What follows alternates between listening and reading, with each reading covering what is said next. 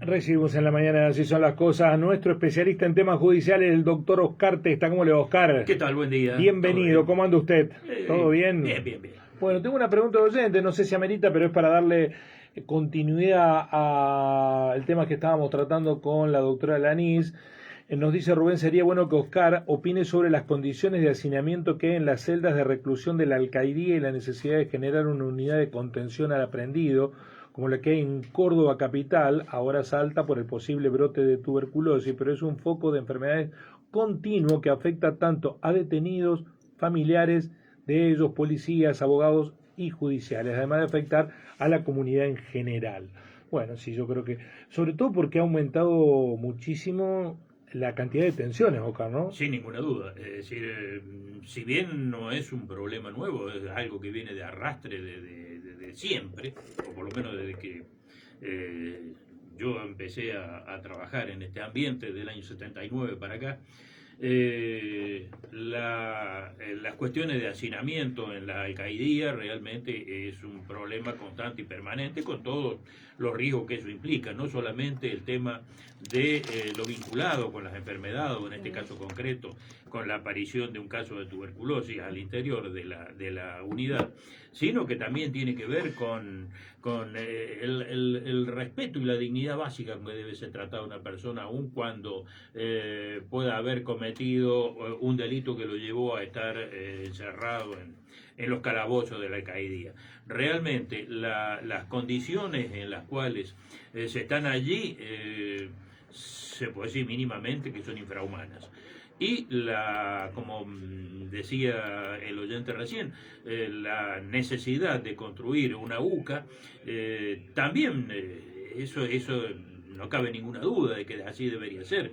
De hecho, la permanencia de la unidad regional en pleno centro de la ciudad todavía es un anacronismo que tampoco tendría por qué estar existiendo. Es decir, así como se construyó el centro cívico, el Palacio de Tribunales y demás, hace años que se viene hablando de trasladar la central policial de la calle Belgrano hacia otro espacio en el cual realmente las condiciones de habitabilidad de las personas que allí se alojen también deberían ser distintas y evidentemente un poco más humanas.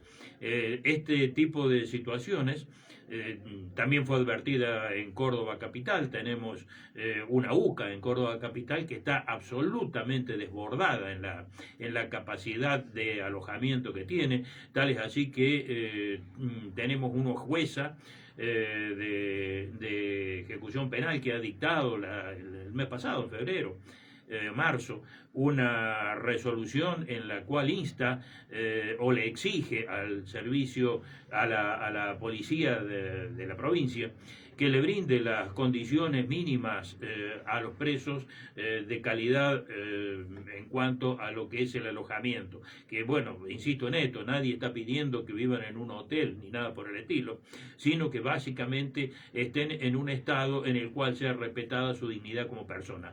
Prácticamente ya cuando se viola eso, se entra a una situación de escala infrahumana que tranquilamente puede ser responsable a quienes siguen alojando gente en esas condiciones de responsabilidades civiles y penales también. Pese a que, bueno, prácticamente no se hacen nunca y lo único que se ventila allí es cuando aparece un preso muerto o cuando tenemos algún caso en el cual se denuncian vejámenes o torturas. Fuera de eso, prácticamente nunca trasciende, salvo como está trascendiendo esto ahora, con el caso de la persona enferma de tuberculosis y las posibilidades de transmisión o contagio que se están generando dentro de este ambiente. En Córdoba han dispuesto ya la creación de una nueva unidad de contención del aprendido con capacidad para 500 personas. Es de esperar que en algún momento también piensen en el sur de la provincia y las necesidades que se tienen de todo este tipo de situaciones. Sí, pero si la lógica es la detención permanente, vamos a hacer una unidad nueva y se va a llenar de gente. No cabe ninguna duda de y vamos a necesitar una nueva y así sucesivamente, ¿no? El jueves, si no me equivoco, cuando lo estábamos tratando con Alejo al tema, estábamos viendo que, y también en el curso de la semana lo habíamos tratado Sí, sí. esto con el fallo de la Corte, que anuló la posibilidad de condenas condicionales a las cuestiones de narcomenudeo. Eso solo nada más va a generar un incremento exponencial en la cantidad de alojados detenidos, primero en las unidades, como es en la alcaidía, y posteriormente con los traslados hacia la cárcel, que ya tienen una gigantesca sobrepoblación del orden del 60% como mínimo. En algunos casos puede estar más cerca del 100 que del 60, y donde fenómenos como este se van a repetir también en la cárcel. El hecho de que la construcción de un nuevo módulo en Bower, junto con esta unidad esta UCA en la ciudad de Córdoba, prácticamente se van a llevar toda la inversión que en la materia tienen, y por un tiempo bastante prolongado. Por lo tanto, tampoco se puede esperar demasiado para lo que se puede hacer acá en Río Cuarto. El gobierno de la provincia va a contar hoy con la adhesión a la resolución 254/24 de emergencia penitenciaria que había dispuesto Patricia Bullrich. El día jueves no lo pudieron obtener, hoy sí va a ser aprobado, y también eso le va a permitir al ministro López disponer de una serie de herramientas para habilitar la posibilidad de disponer, desde el manejo de personal hasta las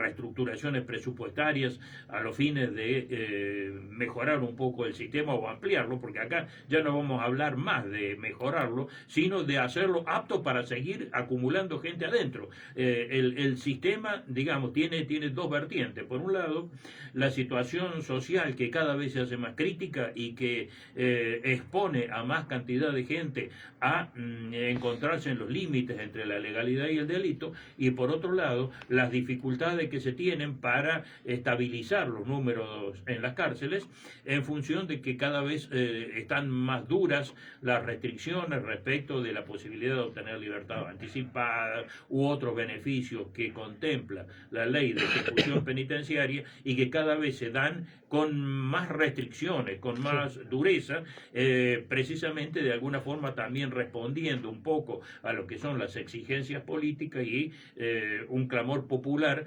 que en definitiva no tiene responsabilidades en cuanto a este tipo de situaciones, pero siendo víctima real, o sintiendo el temor potencial de ser víctima de delitos, claman por un encierro mayor de más gente y por más tiempo. Todo esto realmente genera una situación en la cual resulta bastante difícil avisorar una salida lógica o racional. Daría la impresión de que más bien apunta exactamente a lo contrario, y con todas estas facultades que en este momento va a contar el ministro del rubro, veremos cómo lo utiliza o cuáles pueden llegar a ser las consecuencias. Personalmente no soy optimista para nada en cuanto a la mejora de toda esta situación, y creo que va a tender necesariamente a ser cada vez más crítica. Una de las cosas que le están pidiendo también, van a gestionar a través de esta emergencia, es que la nación se haga cargo de los presos federales, que también están en las cárceles de la provincia, y que son muchos, y por los cuales también estamos los contribuyentes provinciales manteniéndolo, porque la nación está pagando 2.000 pesos por cada preso por día, realmente una cifra prácticamente simbólica, ridícula en cuanto a lo que cuesta mantener una persona alojada en la cárcel, y que veremos si con todas las políticas restrictivas de giro de fondos hacia las provincias, la provincia podrá conseguir algo respecto del mantenimiento de estos presos federales, o la otra alternativa será exigir que lo trasladen a cárceles federales, que tampoco tienen no las lugar hay aquí, y tampoco están en la misma situación. Claro, pero ¿hay en Córdoba cárceles federales? No hay, pero el Estado federal tiene cárceles. El Estado federal bueno, sí, pero en Buenos Aires, entiendo yo. exactamente, sí, es así. Los presos federales de la provincia están todas en las cárceles nuestras. Bueno, traí otro tema y yo lo llevé al lado bueno, sí, pero lo que pasa del es maizal. que era el tema del momento.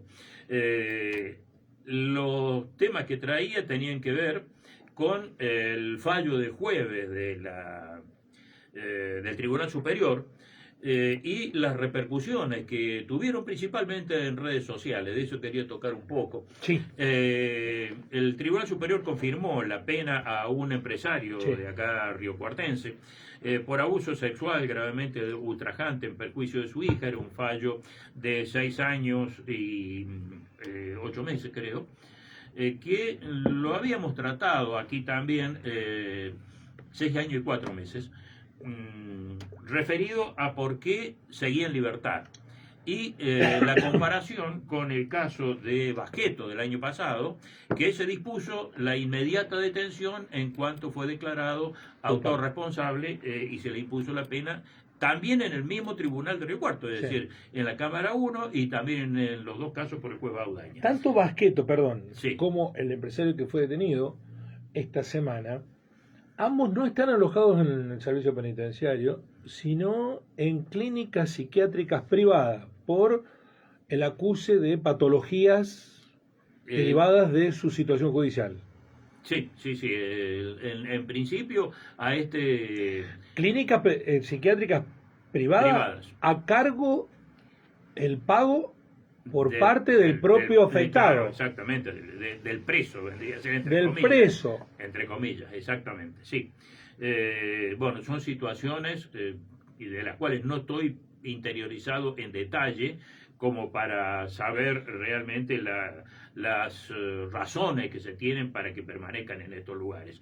En principio, respecto de... Que seguramente la tendrán esa patología, digo, que el sistema también...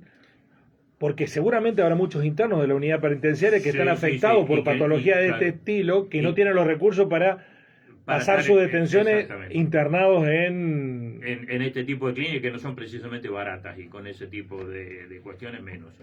Son derivados directamente hacia el hospital, allí le dan una atención básica, los medican y los vuelven otra vez a la celda. Esa es la realidad con la cual se ha manejado históricamente. De cualquier manera, una de las reglas básicas del alojamiento dentro del servicio penitenciario es que si el servicio le puede dar internamente o a través de la atención pública un tratamiento equiparable o suficiente para tratar la patología de cada uno, deberían estar allá y no en una clínica. Esa es la regla, y bueno, veríamos en todo caso cuáles son las razones por las cuales siguen alojados allí. En principio, este último que fue detenido el día jueves y estaba en un instituto privado, existía la intención de llevarlo ayer a la cárcel. No sé si lo habrán llevado o no, o qué es lo que habrá ocurrido en este caso concreto. Pero bueno, lo importante es remarcar un poco el distingo de por qué Basqueto estaba preso y este sujeto no. Y tiene que ver con un fallo del Tribunal Superior que estableció que en todos los casos en los cuales se dispone una prisión efectiva, en el juicio y el condenado llega libre, se debe abrir una instancia dentro del mismo juicio en el cual se deberá valorar la posibilidad de la prisión preventiva del condenado hasta que tenga la sentencia firme, o sea, si pasan los 15 días sin que sea recurrida la sentencia o que el Tribunal Superior la confirme. Prácticamente en todos los casos están disponiéndose la prisión preventiva inmediatamente. El caso de este empresario, ese precedente del Tribunal Superior no existía y por lo tanto era bastante común esperar el fallo de segunda instancia para recién allí disponer el encierro del condenado, ya no como prisión preventiva, sino cumpliendo pena efectiva. En este caso concreto, la otra cuestión que uno ha visto muy llamativamente en las redes más que nada, es por qué no se da el nombre del empresario condenado, y sí se daba el de Basqueto. El de Basqueto ha sido denunciado y juzgado por un caso en el cual la víctima era mayor de edad. Era su pareja en ese entonces, su expareja, y en el caso de este otro empresario, la víctima es su propia hija menor de edad, una niñita, que ¿cuál es la diferencia entre un caso y en el otro? Acá tenemos un conflicto de intereses. Por un lado, evitar la revictimización de esa criatura a través de la promoción del nombre de su progenitor y la sensación de que socialmente se conozca su caso. Precisamente entre el derecho de la población a conocer la identidad de un abusador sexual, en este caso de su hija, que realmente es una de las situaciones más repulsivas en materia delictiva que uno puede tener en cuenta, y la protección de los derechos de la víctima, en este caso a que no trascienda la identidad de la criatura abusada, evidentemente que prima el derecho de la criatura y por encima del derecho de la sociedad a saber de quién se trata. Pese a ello, uno entra en las redes y se encuentra con que en todas partes está el nombre. Claro, y entonces también termina habiendo una dicotomía. No, claro, y ese punto en los medios llegar. Abiertos no lo decimos y en las redes se dice de todo. Hace bien en remarcarlo. Dice, bueno, pero si todo el mundo lo dice al nombre. Bueno, nosotros tenemos una responsabilidad que está regida por normas. Primero, un código de ética propio. Cada uno sabe, ¿no? Exacto. Segundo, hay reglas de estilo que establecen los medios de comunicación. Mirá, nuestro estilo va a ser este.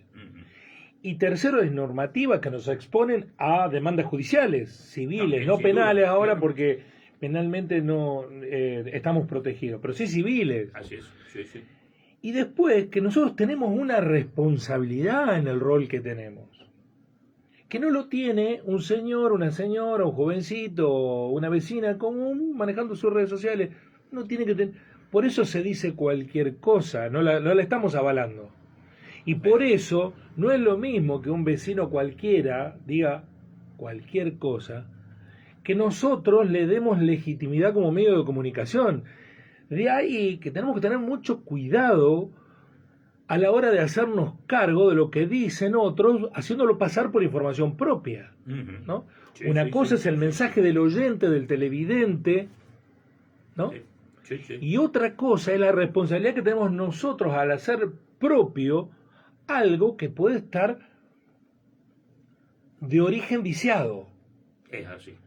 Bueno, hay que hacer el esfuerzo porque eso sea claramente separadas esas dos aguas.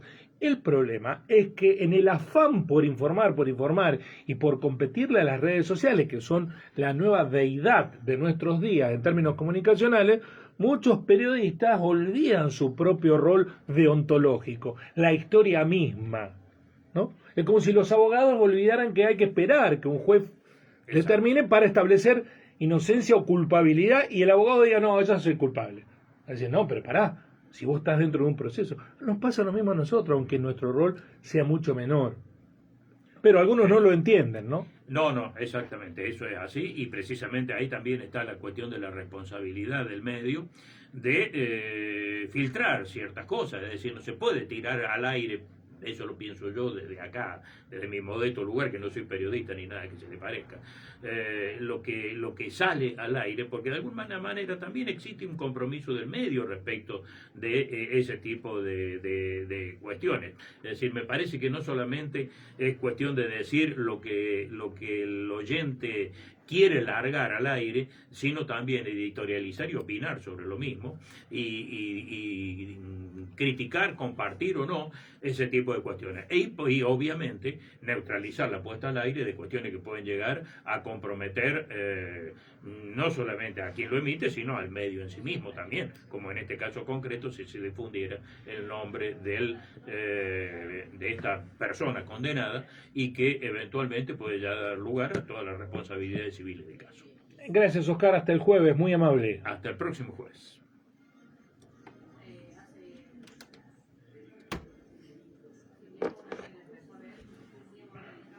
el mayor daño.